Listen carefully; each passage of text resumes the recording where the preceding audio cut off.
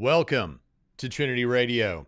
I am Braxton Hunter, and along with me today, as always, is not that. Wow. There he is. Hi. Production value Has is declined. what we're known for. Yes, right. But here we are today, and we're going to talk about a subject that Jonathan picked out for us. It has to do with aliens. It has to do with the truth of the supernatural, or whatever term Jonathan would prefer in place of supernatural. And we're going to talk about that right now. So, Jonathan, what made you pick this? Well, a lot of people, I mean, there was that incident in Miami where people were swearing up and down all over Twitter they saw 8 to 10 foot monsters running around that were kind of ethereal. It seems like aliens and angels and demons and all of that is just in the air everywhere I look these days. But before we get to that, we've got some news. We do? Yeah. Well, why don't you let everyone know? 2 announcements. The first and by far the most important is the fact that on January 26th, Clayton Graham was born. Clayton Graham Seiler, my grandson, my first grandson, praise the Lord, has entered the world, and I am now a grandpa. May your grandchildren rise up and call you blessed. And the world is a better place for it. And by the way, I need to also say that now that I'm a grandparent, see, I've had to raise my kids in a world with YouTube and TikTok and the internet. And now my grandson is entering the world. And so now I am the YouTube police. I'm not here for debate anymore. Mm-hmm. Right? You're trying to stop what? It's time to just stop nonsense and call it out wherever you see it. And it's time to just shut down ridiculous stuff so that my grandson, who has to live in this world with the rest of us, can have a wonderful, peaceful Well, that's true, life. but you do realize you just said it's time to just put the hammer down on ridiculous stuff. Well, we're talking about Tucker Carlson and aliens, so you got your work cut out for you. Well, here's the thing, though. Because Christianity is true, I don't have to find this stuff ridiculous. Honestly, Atheist is cheering for you, and so is Brando, and Mr. Green wants to give you a BLT. I would love Lord. that. Yeah, me too. We don't, not for religious reasons, we just don't eat a lot of pork in our house. And so... and Jonathan will make sure that you I get this $20 super chat from Channel Angel, Jim Amber. Congratulations. Thank you. So thanks, everyone. It has been a while. We've been away. Well, there's another announcement. I was going to segue into that. Okay. Go ahead. No, you go ahead. Okay. So while children are being birthed into the Pritchett family, there are new shows. And the Bertuzzi family, right? Yep. Yeah. There's also a show being birthed into this room and into this online space, because on Thursday night, Jonathan, tell them what's going to happen. On Thursday night, starting at, I think, 6:30 on this channel, we are going to have the Biblical Rogues Gallery. And we're going to have a Rogues Gallery of some of your favorite YouTubers joining us to discuss, in the beginning, a few items that we have on our mind. And then we are going to do a deep dive into the book of Romans. And this Thursday, we'll be introducing the book of Romans. And believe me, we're probably not even going to get to verse 1 because there is so much to talk about just to introduce the book. We're going to go over all the things there is to know about Paul, all the things there is to know about Rome, the audience there, the church, the date it was written, the socio-cultural information, historical information, all of that stuff is going to be unpacked. You're going to have several dorks around the table who know what they're talking about with this stuff, and then me. Right. And so it'll be fun. And we're going to go through the entire book of Romans on Thursday nights and then also talk about whatever else we want to talk about. So be there for the biblical. The first time we're going to do the setup, and then the next time we do it, we're going to do the whole book of Romans. So that'll be a long podcast. So let's jump into this with Jonathan. Tell us why we're talking about aliens and what Tucker Carlson, why this, why did you pick this? What's going on? I kind of, it's an election year, so I start paying more attention to like the punditry and all of that. And so I was watching this thing on YouTube. I think it was like a Tim Pool, Timcast thing where they were doing it at a Republican event or whatever. And I saw him and Tucker and a couple of other people sitting around, and this subject came up, and I was like, well, there it is again.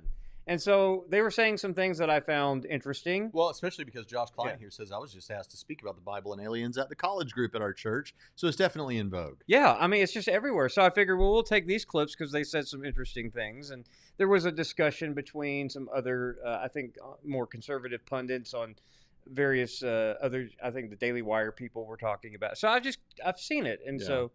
Well, why don't we jump into a clip and just see what was said? So let's see. We'll go to clip 1. How about that? Kurt, you made some very interesting comments recently that has been going viral all over social media when you were specifically talking about UFOs. And you were specifically talking about something that is hard to kind of really understand here. I was wondering, what's your kind of take on all of this? Because I see this as a spiritual war. Do you see this as a spiritual war? What are your kind of core belief systems when it comes to addressing the larger evils of the system? Well, as I so often do, I spoke incompletely. I didn't fully explain myself. In the clip that you're referring to, which like 8 people have sent me, in outrage, that I basically said there are things that I know that I won't say, which of course is not exactly right. I don't know. I mean, I can't prove it, and I really do try to like say things that I really believe are true and are provably so. And so that's kind of my hesitance. If I had facts, I would say them. It's my personal belief, based on a fair amount of evidence, that they're not aliens. They've always been here, and I do think it's spiritual. That's my view. So, why did this catch your interest, and what do you want to say about it? Well, I think it's interesting because just to preface this, I have no problem with the idea that there might be aliens. There are aliens out there in the your cosmos. worldview or mine. We would think it was cool, if anything, or maybe be a little afraid. It's like weird because whenever we talk about these kind of things, Jonathan, I'm always thinking to myself, I hope it's true. Like the 11-year-old in me wants it to be true. But then the grown man in me goes, Braxton, if it is true, there are several really important questions that follow that might not be pleasant. But go ahead. Yeah, I think back. I mean, for somebody here, it was Mr. Green. He said, "Whoop, there it is," and I'm like, "Wow, we caught that reference. You dated yourself and dated us too." But like some of y'all may remember when the Independence Day movie came out in 1990. I'm old enough to remember when V came out on NBC back in the 80s, right? Oh, I don't remember that. You don't remember that? No. Okay, that's how old I am. I remember Independence Day. They ripped off V, except the humans had like lizard. Independence Day comes up too much on this podcast. Yeah, I know, but still. So the idea that like ships could just appear in the sky has always been super scary to me because we've seen that movie, and if you're old enough, you've seen it several times. But that wouldn't shake my faith at all. But neither does the possibility that they're right, that what some people will think are UFOs or alien beings or whatever are in fact angels and or demons, and probably in and you might wonder why, but we're going to look at a couple more clips from Tucker, and I was a little bit crestfallen when I looked at the clips that Jonathan gave me because Tucker doesn't provide this fair amount of evidence, quote unquote. But I'm going to roll in Hugh Ross. I just saw that Jim Amberg mentioned Hugh Ross, who is an astrophysicist and who has also processed reports about alien crash sites for Caltech University when he was there, and says that he was the guy everyone talked to about aliens when he was at each university that he was at. So we're going to talk about why he thinks it counts for the supernatural and not the natural in just a few moments. Did I steal your thunder about anything with that? No, it's just so you are, but just to be clear, you are. I'm agnostic. You're agnostic on all of it. You're not agnostic on angels and demons existing. No. Angels and demons exist. That's system dependent to the Christian faith. Right. But are people really experiencing what we would think of as UFO phenomenon of some sort? I think there's a lot of evidence on the table, and I'm not so quick to dismiss that. Yeah. Now, what is the nature of that? Completely agnostic. I don't know. Yeah, that's kind of where I'm at. You ready to go to the second clip? Yeah. All right, here we go. Number 2.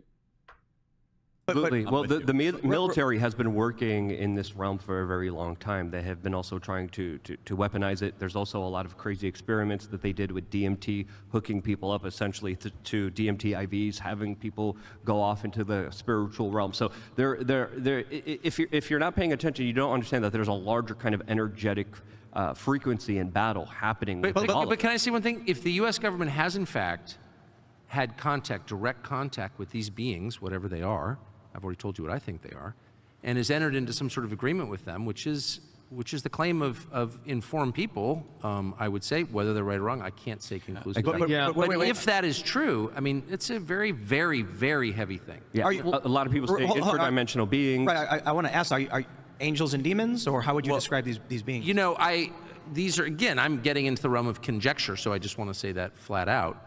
Entity? But one thing I know for a dead certain fact, having seen it, is that there is good and evil, that we are being acted upon at all times. And I think every person can feel that in himself. I mean, there are moments when you are moved to do things that are much better than you actually are, and that are also more evil and destructive than you actually are. You are subject to forces from outside yourself. That is absolutely true. Now, we can argue about what they are, but every person in the room, if he's reflective, will tell you, yes, I know what you're talking about. And so there are forces that are not human, that do exist in a spiritual realm of some kind, that we cannot see, and that when you think about it, sort of make you think we live in an ant farm. Yeah. Right? And that's that is real, okay? That is real, Jonathan. It was also scary to think about. Now, the first I say part, he didn't provide any evidence, but he's considering that to be his evidence. Part of it, anyway, is the notion that something is happening, and it's kind of a screw tape letters sort of thing. Yeah. It's almost as though the demonic is whispering in your ear or something. Is that kind of what you took away from it? The second part. The first part of it is the idea that, we've come into contact with these beings, and the military is making deals with them. Oh, yeah. That requires some Bible bro down, Billy and Matt, tinfoil hat type of stuff. That, I can't speak to that, but that would be like super crazy and weird and scary if the government was talking to demons. Yeah, just hanging out with demons every now and then. Like not the way that we already think sometimes that might happen. Yeah, I mean, you read Childhood End, though, right? Where the yes. aliens showed up and they looked like good Satan. recommendation. Yeah. Well, C.S. Lewis even liked it, but I mean, it's like it's that kind of thing, and it's like, okay, so is the world going to evaporate? Is that the deal that they made, that we're all going to get sucked into this life force type thing? So that part scares me. The other part, the more reasonable part of that, I think, or the less conspiratorial part of it, absolutely. Like, people debate whether or not Christians can be possessed, right? Right. But I don't think anyone, except for the most diehard, full preterists, the demons packed up and left in 70 AD or at the cross or whatever, and Satan's chained and can do nothing to us or whatever. I'm not in that camp. So the idea that spiritual beings, angels and demons, can act upon even the Christian, absolutely. Because I think in my experience, I think that temptation, yes, James talks about, it can come from within your own desires, but I also think that we are being acted upon. I mean, the first century Christian, the Christians in Jesus's day, seeing Jesus cast out demons, right? They had a full worldview of the non-visible realm, the spiritual warfare that took place. We don't wage war against flesh and blood. Even, all of that dialogue, the powers and principalities in the heavenly place, all of that is built in. It's baked into the cultural milieu of this New Testament we're reading. And we think that if it's not talking about demons or angels on the page, that they don't factor all that into what they're hearing, right? How they process things, because they very much do. Especially when you view sin in the world and you're like, well, we know that demons are running around doing stuff, and we know that angels are running around doing stuff. I mean, in the Second Temple literature, one of my favorite stories, in Hebrews, they talk about, you never know when you're entertaining angels. Well,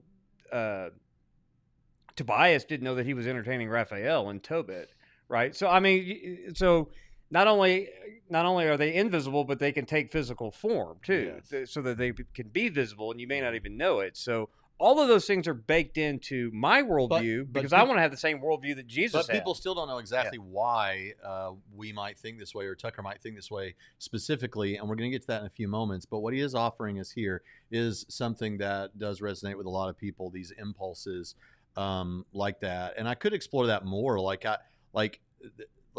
I think he's saying there are moments, what did he say? There are moments where you find an impulse to do something evil that you would never do. Did he say that? Is that what he's talking about, you think?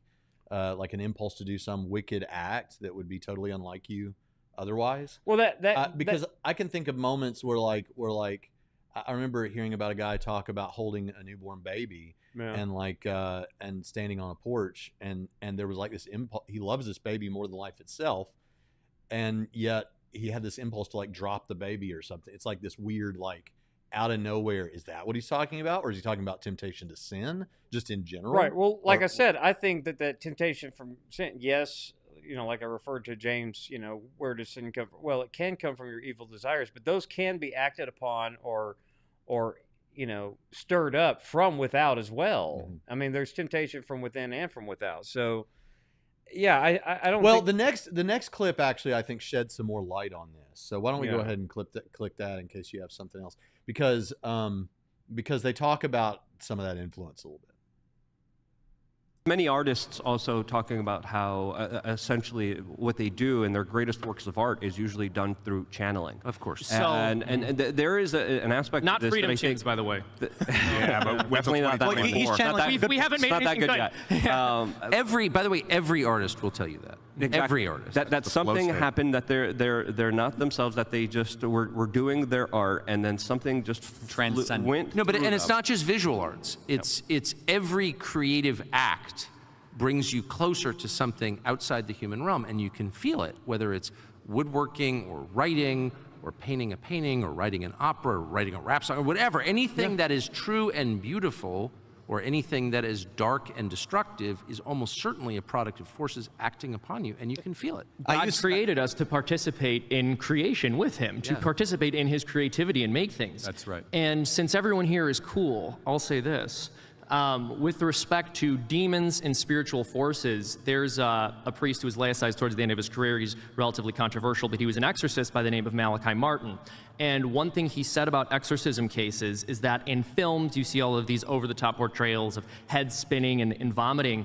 And he said when it comes to things like vomiting and all of these supernatural visual indicators of possession, that those are the cases that are the most mild because the soul's trying to fight back. And with forms of perfect possession, the most dangerous forms of possession, you can't tell when you look at the person because they're perfectly content with the evil thing they're doing. And then you look at the way people in D.C. act, you look at the way our political leaders act, and you go, is it that much of a stretch to say some of these people, and this is not some crazy outsider belief. Jesus performs exorcisms in the Bible. Like, this is not something that...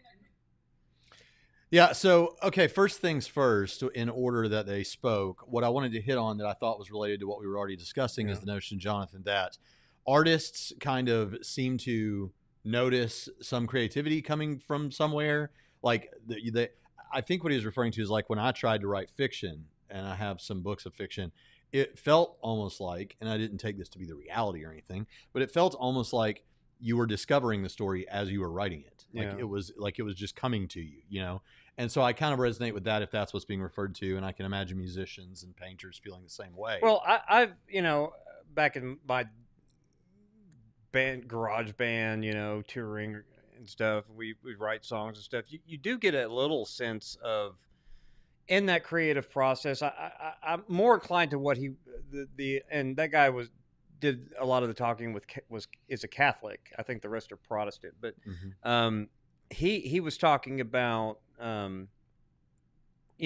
participating into the creative process, part of our Imago Dei kind of thing, and I've had that sense more than I've had just like, because you can get inspiration from things in the world, right? And so you're inspired by others who've come before you. You're inspired by any sort of muse you may have or whatever. So I don't know. Something this is like a reverse of the like the demon thing. Like everything, there's a demon. What is the pigs in the parlor thing? Where every imaginable illness, or you stub your toe, it's a demon. This is like the other way. Any creatively good thought you have, it's always an angel or something. Is that what's going right? on? Yeah, and I don't know that would be the case. I mean, I have a lot of Pentecostals and Charismatics and Assembly of God in my mother's side of the family, and while they're probably not that crazy, there are people in their churches that I've discussed that, like you say, every stub toe they're casting demons out of flat tires and everything else. I mean, so you can go. But on to the second way question overboard. that they raise, which is the issue, Jonathan, of could a person be so possessed and so okay with it because they've just allowed themselves to be gollumed away, I guess, that they now seem to be a perfectly well-adjusted person, just completely walking around happy to be under the control of the demonic or something. Yeah, That I mean, seems you like could we think would of have to- Judas. I mean, the Bible says that Satan entered him. You know, so I mean, Satan himself. Mhm. So I would think that I don't know a whole lot about. I mean, the only person I've ever met that's performed an exorcism would be Steve Gregg, because he has talked about that. But I've met people who've said they've encountered demon-possessed people on mission fields, Yeah. right? But they didn't do any sort of exorcism, but they just thought there was something that was so wrong Uh-huh. with this person that's what they attributed it to. Now, I don't, like I said, I wasn't there. I don't know. So I can't attest to that, but it seemed like even being possessed with Satan, that Judas was able to function normally, you know, but he was still disturbed with all kinds of stuff. So yeah, I think that's possible. I just can't speak to that because my personal experience with hearing stories is that, I mean, they thought that the more exorcist style thing was the norm, and they never mentioned that this would be the type of person who would be fighting it, right? Because the person they encountered on the mission field they thought was demon possessed was not a Christian anyway. So whether or not you believe Christians could be possessed, and I'm inclined no. You can't. I mean, a demon's not going to take up residency where the Holy Spirit is. But I let the other people that know way more about this make those things. But from what I know, I think that it could be true that they reach a level of comfort with their company inside them, you know. And again, while people, I Legion realize, seemed to just have a conversation, but that guy was obviously demon possessed as well. And well, I and don't as know. people might find themselves rolling their eyes at this, I think it's interesting when even Christians sometimes have a hard time with this demonic stuff, where they're happy to talk about Jesus, but the demonic stuff is part of it. It's in Scripture. It's a system-dependent belief, as J.P. Moreland put it. And there actually is some stuff out there that you could take a look at. There's a book here, Demonic Foes by Richard Gallagher, and this is a psychiatrist investigating possession, diabolic attacks, and the paranormal. And I listened to this book with the electronic voice reading it to me.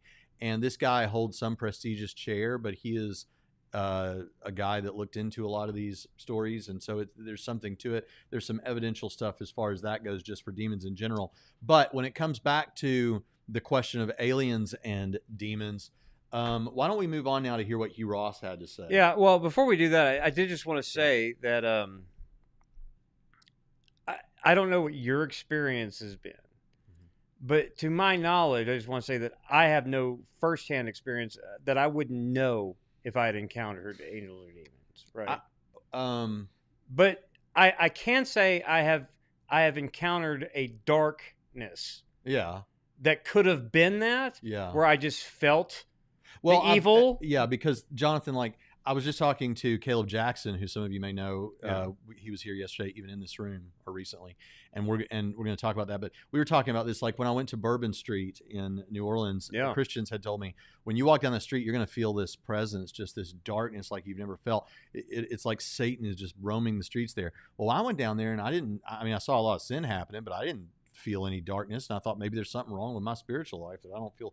But in a place called Winchester, Tennessee, and I'm sorry if you're from Winchester, Tennessee, but I was there on one occasion and had that overwhelming darkness in the hotel room, to the point that there was nothing wrong in my life, no reason for serious depression or anything. But I mean, I was like messed up so much that I called my wife and had her come stay with me. She wasn't with me on that trip, and I felt that on a number of occasions. That, to my mind, makes some sense out of that. My father told me, he's like, you never know. Could be that there was some kid there in that town that was going to hear you preach that's going to be the next Billy Graham or something. Yeah, I mean, some of it you can just chalk up to bad vibes, right? But sometimes I really have felt a darkness, and I think in a prior episode you recounted some spiritual warfare that you had encountered before you went to preach one night. Do what now? I'm sorry. I think this wasn't just something you told me in private; something that you told on a previous episode, that you were going to preach one night, and you felt like you were having some. I had an experience that's on a blog post that I don't know if it's still out there, where I was about to speak, and I began to have what some would think of as anxiety attack or a panic attack.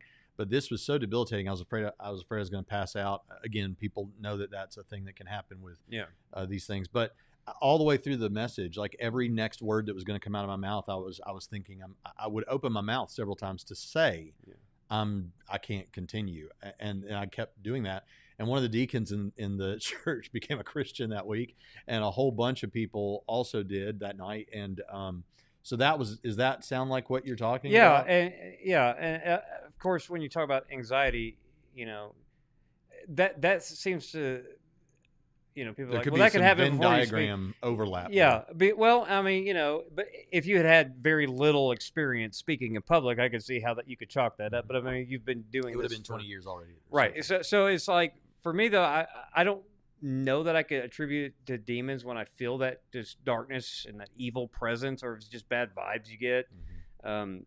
Yeah, Josh here says it could be that there are also different types of demon possession, for different reasons. That seems to be the case in Scripture. But now I want to. We're going to go to Hugh Ross, but what I want us to do is we're going to look at that and see his case for why these things exist and are supernatural. And again, it's not in the clip, but Hugh Ross processed UFO alleged crash sites for Caltech when he was there, and you can look into that more. He's got a book called Lights in the Sky, I think, and you can check that out. So now let's go see what Hugh Ross has to say. Millions of people claim to have had encounters with UFOs, and the vast majority you can explain as simply natural phenomena or human activity or a hoax. But there's a 1% residual that actually you can show is real but not physical. Now, I had Carl Sagan as a professor briefly when I was at the University of Toronto, and he denied UFOs totally. That's because his worldview did not permit the existence of non-physical reality. As a Christian, I realized God created two different species of intelligent beings. Humans that are physical and real, and angels that are real but not physical. And when you examine this 1% residual of the UFO sightings, you see that they consistently violate the laws of physics, but nevertheless you can prove they're real. For example, there are literally hundreds of places where UFOs are crashed into the ground. You go to the site, the ground is depressed, vegetation is damaged, snow is melted if there's snow that's there. Obviously something real happened there, but there's no debris, there's no artifacts. And when the UFO is observed coming through the atmosphere, let's say 18 to 25,000 miles per hour, no sonic boom, no heat friction. If it was a physical object, you would get a sonic boom and heat friction, and there'd be debris at the crash site. So we're dealing with something that obviously is real, but it's not physical. Okay, so that's the first thing. Pretty weird. This is pretty weird. Yeah, it's Yeah, I an mean, Hugh evidential- Ross is astrophysicist, you know, highly decorated scholar. Right. He has some opinions that I don't necessarily agree with, related to how to exegete Genesis. But when it comes to what he's talking about, he knows far more about that. He's not some guy howling at the moon about this. He's like, here's a thing. This is curious. And he said at every university he was at, he was the guy that they sent all the UFO people to talk to. And also, real quick, as we're going into talking about this, thank you, A.E. Numa, for this super chat. Says Matt Dillahunty came up with a positive argument against God based on the Raven paradox. All gods are fictional. All non-fictional things are not gods. Well, I feel like I should just drop the YouTube channel and walk away from Christianity right now. But that's the thing. That's one of the things that people will come up with arguments, and then people come up with rebuttals and all of this kind of stuff. One thing that I will credit Dillahunty for, though, I think he's pointed this out, where he talks about he doesn't know what kind of evidence it would take. But when you have... But a God would know. Fine. The flip side of that, and I think he would think that this is fair, that for committed Christians who have a deep relationship with God, a deep relationship with Christ, a deep fellowship in their church and all that, I don't get rattled by, there's a new argument. People actually shouldn't get rattled by anything. And I think it should take a lot more to convince a Christian to leave Christianity than it takes a non-Christian to enter into Christianity. Because we obviously are in, in that apologetic space or whatever. And we obviously think that the evidence base is compelling enough, but that evidence is piled on top of experience and relationship, right? Mm-hmm.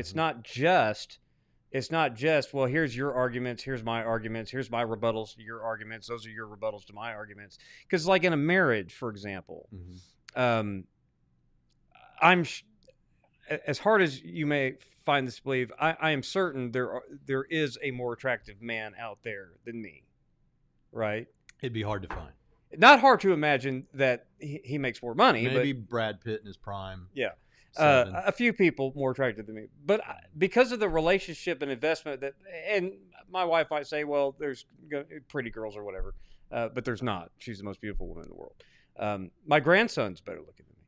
But when you have that relationship and investment and you have a solid marriage, you don't sit around worrying about, oh, she might think he might leave me for someone else, right? Because we have so much. I'm the happiest married man I know. And so when you have that relationship there, it's the same thing with your relationship and your walk with Christ and your relationship with God.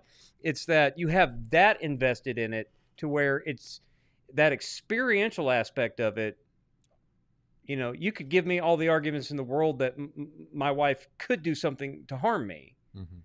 That doesn't mean I walk away from my wife. Right. And I think the faith is the same way. So I think that it's not that people are easily duped into the faith, and they're, because atheists seem to think that, well, if they just read their Bible, they'll end Christianity. Well, no, they read their Bible. They know they're not hearing anything new. So I want to just encourage Christians that, it's okay that you just are not even the slightest bit rattled at all the things that you hear on TikTok. Well, yeah, it's okay. Yeah. All right. So back on the clip that we just saw. So the idea is that one reason to think this is supernatural, that it is happening and that it's supernatural, is you have these crash sites and you see the impact effects, but you don't see any debris. Now, Mary asks an interesting question. Well, how does the UFO make an impression where it crashes if it's not physical? It breaks some laws of physics, but not others. Now, I can't speak for Hugh on this, but my initial thought would be, well, we're already in an area where we're taking the possibility of these angelic type figures as being real. And if that's a part of the explanatory hypothesis, scripturally, as you said earlier, Jonathan, angels and perhaps demons can manifest physically. Yeah. For example, when you have the three talking to Abraham there just before the destruction of Sodom and Gomorrah, and they're eating fish or something like that. Yeah. So this is so perhaps it is the case that the crash is impactful because it's material, but then there's some sort of and it reminds me of a debate. Dematerialization. It reminds me of a debate that William Lane Craig was having with I think it was John Dominic Crossan about the resurrection or whatever. Mm-hmm. And I mean, he admitted that this was kind of speculative or whatever, but he was speaking in terms of dimension. So wherever Jesus is now, mm-hmm. Because Jesus would appear to people or whatever. So you have spatial extension. And he says, it says it's possible that in one dimension they are incorporeal, mm-hmm. but yet when they want to interact with this one, they can become corporeal, and then, this is why, Jonathan, that you heard Hugh Ross say, or if he hasn't yet, that the notion of this like interdimensional or whatever, which I know means I'm going to get a community note thing on the YouTube, but that sort of thing, it could be that you have that as a hypothesis, or it could be the demonic, the angelic, because that also would make sense of that with data that's not ad hoc, but that we already came to the table with from Scripture. Yeah. Now, I mean, I leave open the possibility that there is an explanation that could be perfectly natural. Of course, because we don't need this to be true. Like half the audience probably thought we wouldn't want this to be true because it might be harmful to our faith. So like we really don't care evidentially in that regard. Like it doesn't affect our worldview in a way that we see as negative. But that's why people need to go back and read the Space Trilogy. I mean, Christians have been thinking about this for a long time. Yeah, and I've got a question. We'll just go ahead and hit that super chat right now. No, not a super chat. Let's see, favorites. Let's see. Here we go. Let's see. Remember, I think it's been so long before you do that. Remember, if you want to speak to us, put question. Yeah, if you can. If you can remember. So honestly, atheist says, so let's get into it. Would aliens have their own savior? Would the savior have the same body? Can there be multiple physical instantiations of the person of Christ? Did they have an alternative Adam? And then added on to that question, is it necessary that all mortal races experience a fall? Could the alien Eve have resisted the fall? What role would the person of Christ play in that? So now, before we answer that, Jonathan, because we have answered that many times on the show, but a long time ago, I would say that actually, I know this is fiction, but you just referenced the Space Trilogy by C.S. Lewis, the best gift you ever gave me. And in that book series, the whole idea, spoiler alert, is that there are of the planets, or of some of the planets in our solar system, they each had an angel kind of in charge of that planet, and they don't call them angels, but they have these angel figures. This is Lewis's conception in his Space Trilogy, and ours at the fall, Satan was the one over our planet, and when the fall happened, Earth went radio silent. The angel there, Satan, stopped communicating with others, and so Lewis's character Ransom travels to at least one of these other planets in the first one. And he finds out there's other stuff going on there, and there's it explores all of these questions that way. Yeah. And in the second one, my favorite, Paralandra, it's everyone's favorite. It's at the creation, or it's at it's just before the fall would happen, and you have this green lady. It's totally trippy, like old school retro futurism sci-fi stuff. Yeah. And you have this Adam and Eve figure, and you have a Satan figure who is trying to tempt Eve to fall. And so there's a whole discussion about that, which means the bottom line answer for me on most of those questions is I don't know. Well, I don't know, but I'm fine to get into it and speculate. Jeff Anthony, an employee here at Trinity who does a lot of our tech stuff, I was talking about this in Contemporary Apologetics too, and he gave me this cartoon where aliens had arrived. And so obviously an American Christian guy walks up and says, hi, have you heard about Jesus before? And the alien says, yeah, he comes to visit us on a regular basis and brings us chocolates. Yeah. What did you guys do? Yeah, why? What did you guys do? Right. And so, I mean, it could be, you could have an either or. Now, just biblically speaking, the biblical worldview of Paul is that the cosmos had fallen. You know, go to Romans 8 and grown. And I think that we always tend to think, we limit that to human beings or maybe just planet Earth, but Paul seems to have more of a cosmic scope. Yeah. And so, whether or not, but I know that Jesus bore the human image and he's going to redeem human beings. Mm-hmm. I can't say anything beyond that, but I do think that even if there is, I mean, just the belief in aliens doesn't necessarily mean the belief in intelligent life. I mean, well, okay, but we are assuming that for this. But if we're would it be, Jonathan, like saying, okay, there's an island over there where people haven't heard the gospel yet, and there's a planet over there where people, we could say persons, haven't heard the gospel yet? It could be the case. Just as simple as that. Just as simple as that. Could be. Anyway, interesting ideas. But any other non-intelligent life wouldn't be represented in Adam, though. That's the thing. Mm-hmm. That's where the tricky part comes in for people who are, unless you get real creative with the headcanon on that. Yeah. But anyway, okay. So thank you, honestly, atheist, and let's get back to that other Hugh Ross clip, because that's not all the evidence he's going to give us that these things are not natural, at least not entirely natural. So let's keep going. And I'm not the only physicist that's saying this. I know of a half dozen other physicists and astronomers who are not believers who draw the same conclusion that I do, that whatever is behind the occult and witchcraft and demonology is also behind this residual of the UFO encounters. There's clear evidence that something real is happening, and there's evidence that it's not physical. They violate the laws of physics, so it's non-physical reality. Jacques Vallée, who is not a believing UFO investigator, says it's interdimensional phenomena. He believes there are beings operating in dimensions beyond the universe, which is very compatible with what the Bible says about angels and demons. We know these can't be physical craft coming to the earth, because they would have to travel so far, and if they were to travel at a high velocity, the beings on board would be killed. So we're dealing with something that's not subject to these laws of physics. Yeah, real quick, I just want to say on that point, so there's another evidential reason to think that it's not natural, because how would aliens survive this trip? Yeah. Now, The nearest, the nearest planet that they think is appropriate, he covers this in his book, that has a star and all that, would take like something like 23,000 years to get here from there. yeah. And then what are we talking about? How long do these beings live? For them, how long does time pass? Do they have multiple generations on this one trip to come here? For what? For why?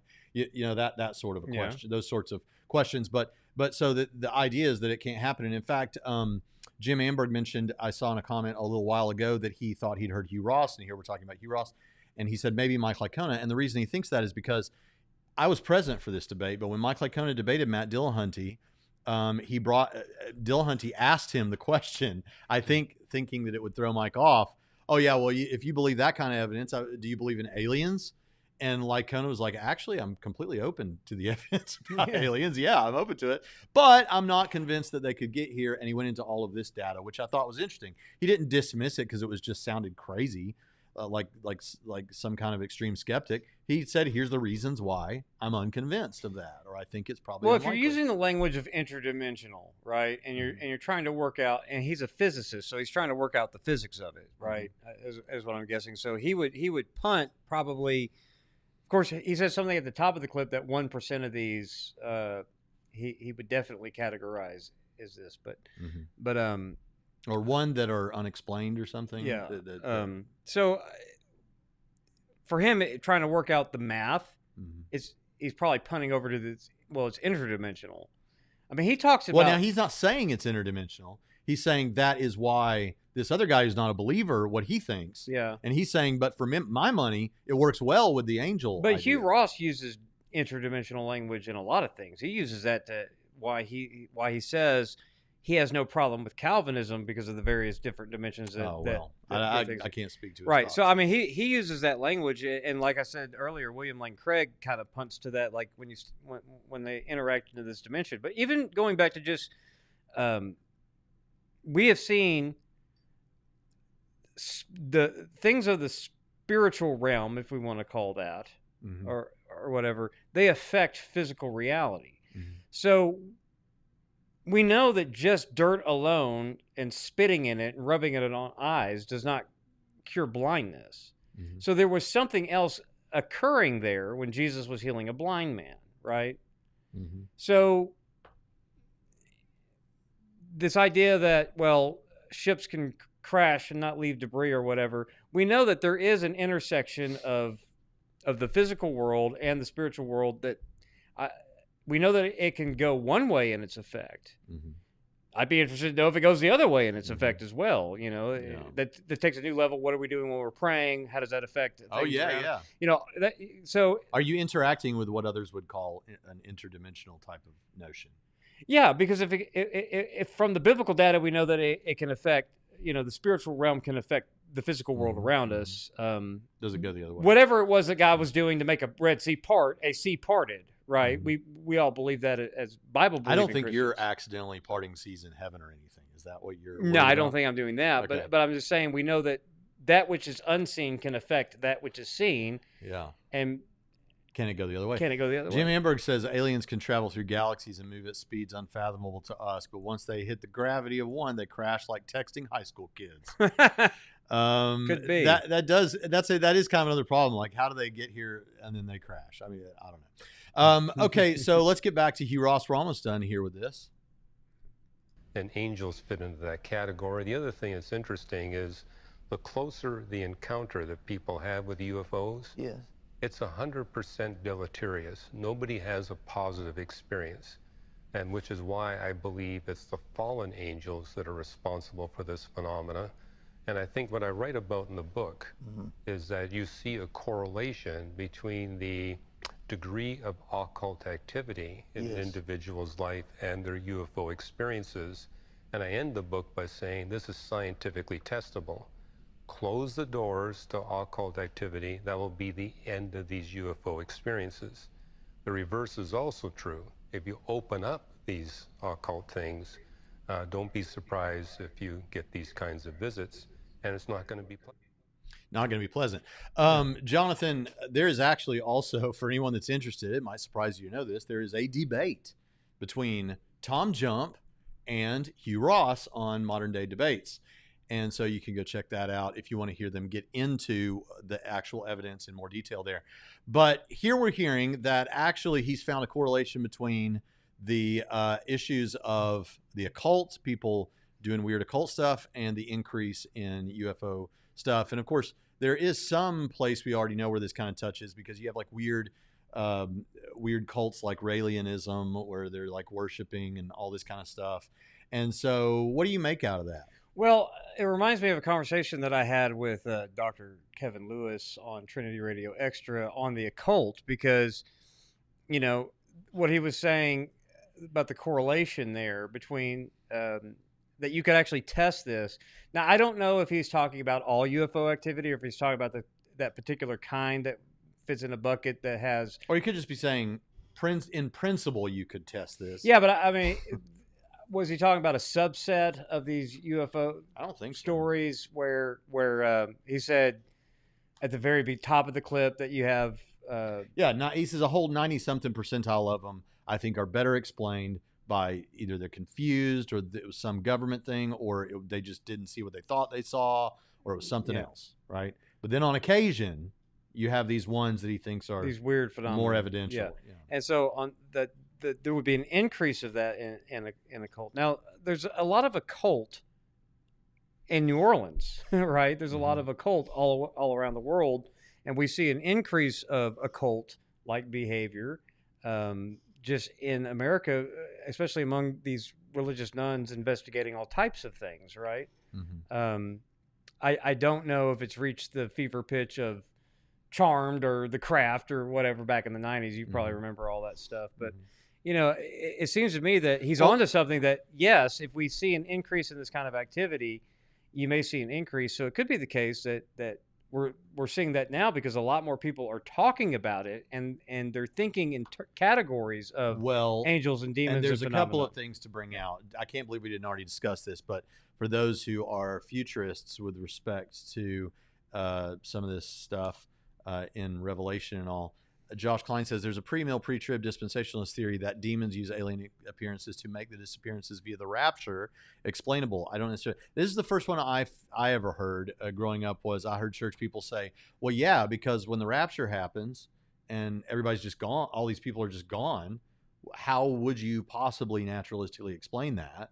Well, you could maybe aliens, and isn't it surprising that we see all these aliens? So that is an idea that's out there, and so if you're a futurist, maybe that's something that you can I'm not on board with that one. I mean, for various theological reasons about what I think is going to occur at the quote-unquote rapture, about going up and coming right back down, welcoming Jesus into his... Yeah, because you think the language there, just for anyone that knows, is like going out, not going into the sky, but going out into the air, like out of the city, into city the air, gates and out all of the that, city, and greeting and welcoming and greeting the king or the conquering hero back or into the key. You walk in with him, you escort. And Paul makes that vertical instead of horizontal. Okay. So that's what I think. But I mean, if you were to go down that road, it would still for a lot of people who, I mean, for a lot of atheists perhaps would probably who have encountered, who deal with Christians on a regular basis, would notice that if they tried that explanation, they would say, yeah, but it's all the Christians that are gone.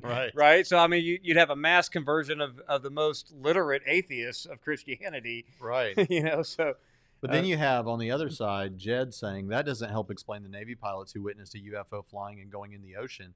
I doubt that all the pilots practiced in the occult. So this is where I'm not sure whether what Hugh Ross is saying is, hey, you want to know for sure? Go do some occult stuff and you'll get abducted, maybe. No. Or if he's saying in general on Earth, yes, if there is more occult stuff, there will be an increase. That's what I took him to mean. Okay, I think that's probably what he meant. Right. And he confused it to, I think it could have been confusing to hear, is because he said, you can go test this or it's testable. Honestly, Atheist has a question. Did Jesus need the dirt to heal the blind man? Yeah, I was going to go to that one next. No.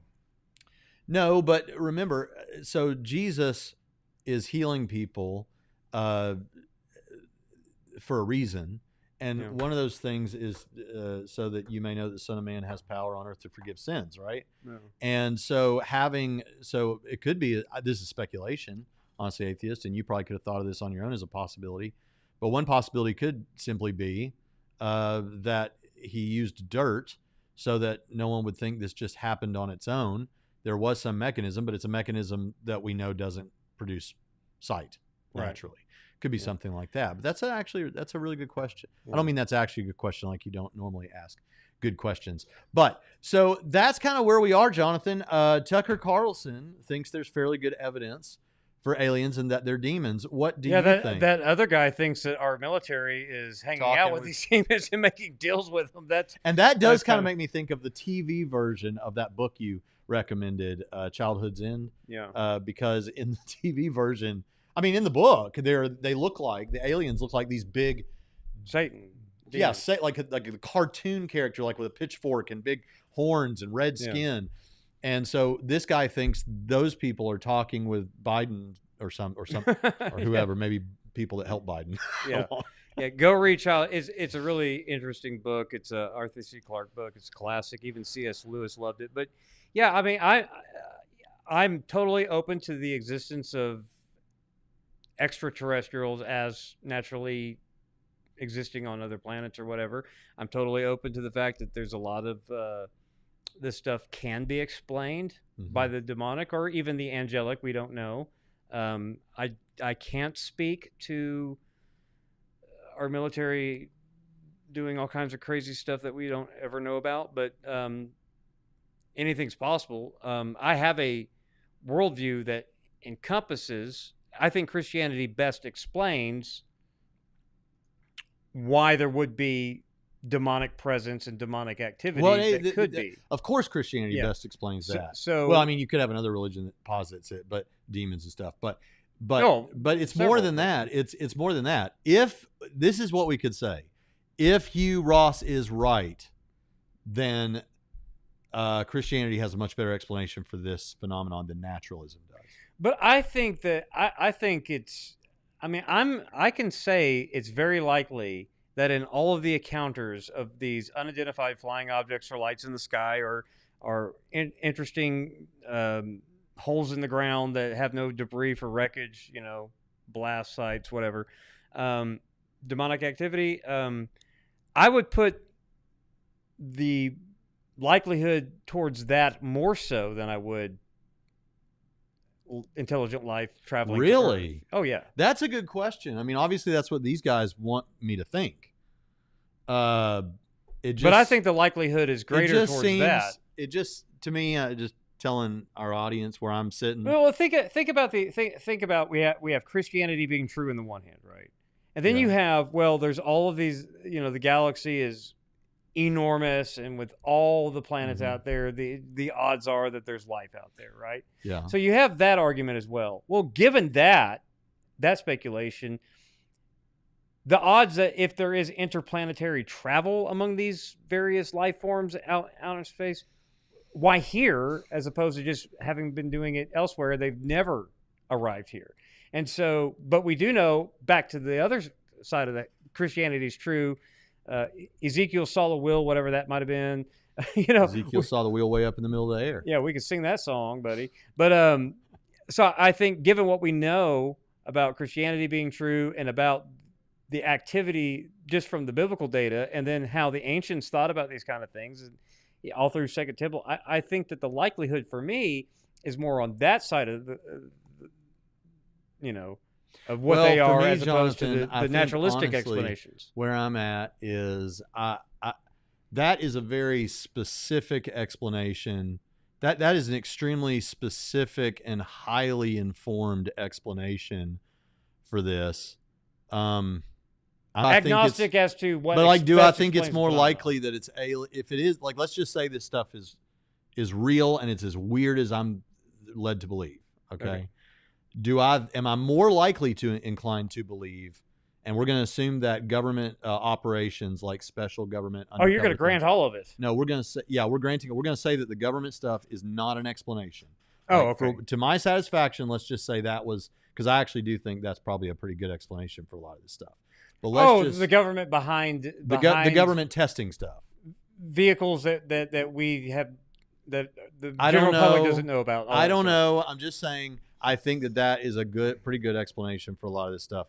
But Sure. if that wasn't on the table and I had to choose somehow between this is demons and this is intelligent life from another planet, just between those, I'm more inclined maybe to think aliens maybe. I don't know. I need to think about it more, but I think so. Okay. I think so. Does that make me a heathen or something? No. I'm just telling the truth, man. That's what I think. Well, Jonathan, what would you say to wrap all of this up? It's a weird planet that we live on, that's for sure. But we do know that God is sovereign, that Jesus is Lord, that God sent his son Jesus to die for the sins of humanity. Beyond that, I don't know for any other life forms in the cosmos. I think I just accidentally But I turned your know that volume he down. died for you as a human being listening to this podcast. And that if you repent and put your trust in him, you will have everlasting life. And then, if IP's correct, we'll spend all eternity exploring this cosmos of his and find out. Well, I couldn't have said it any better than that. And so I'm just going to leave it at that. Remember to check us out this coming Thursday. 6:30. And check out the video from yesterday where I respond to Mind Shift, a new atheist who is tearing up the charts. And with that, we'll see you next time on Trinity Radio.